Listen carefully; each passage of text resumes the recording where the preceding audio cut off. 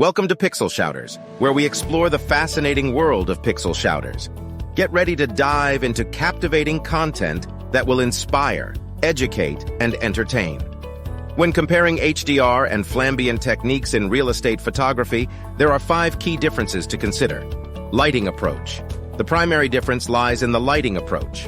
Flambient photography combines flash and ambient lighting to achieve a balanced look. Flash is used to enhance specific areas and details, while ambient lighting contributes to a natural ambiance.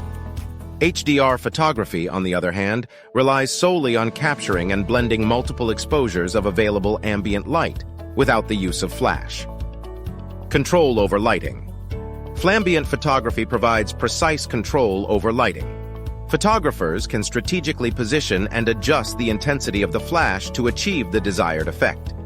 HDR photography, in contrast, relies on the available natural lighting and captures a wider dynamic range, but offers less control over specific lighting elements. Time and post-processing. Flambient photography typically requires more time and effort in both capturing and post-processing. Setting up and positioning flashes, capturing multiple exposures, and blending them in post-processing can be time-consuming.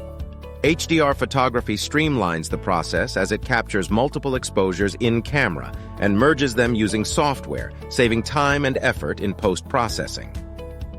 Natural versus dramatic look. Flambient photography aims to create a natural and balanced look, closely resembling what the human eye sees. It preserves the natural ambiance and colors of the scene.